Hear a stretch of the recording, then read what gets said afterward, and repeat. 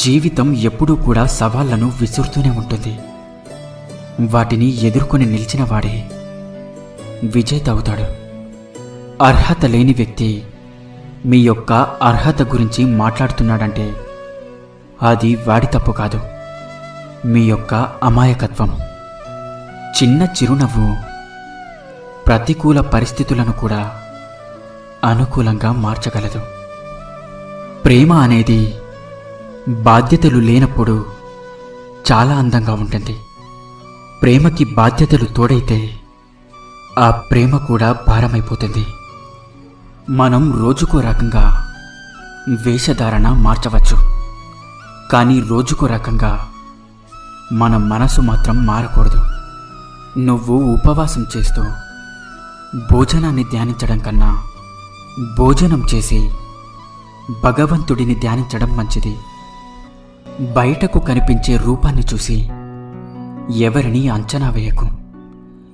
ఎందుకంటే నోరు తెరిచే వరకు కాకి కోకిల రెండూ ఒకేలా ఉంటాయి.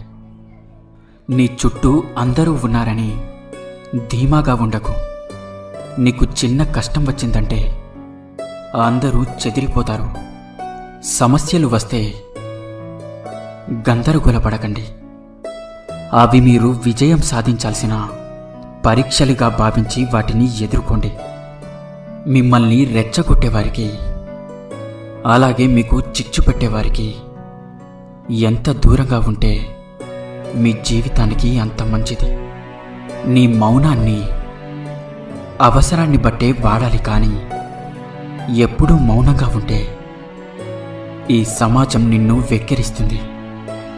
నీకు ఏదైనా సరే మంచిది కాదని తెలిస్తే చెయ్యడం ఆపు.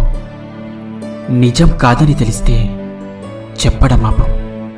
ధైర్యం అంటే భయం వెయ్యకపోవడం కాదు, భయం వేసినా కూడా ముందుకు సాగిపోవటం. మీకు హద్దులు మించిన ఆశలు ఉన్నట్లయితే శక్తికి మించిన కష్టం కూడా పడాల్సి ఉంటుంది. మసకబారిన కంటికి అన్నీ మసకగానే కనిపిస్తాయి.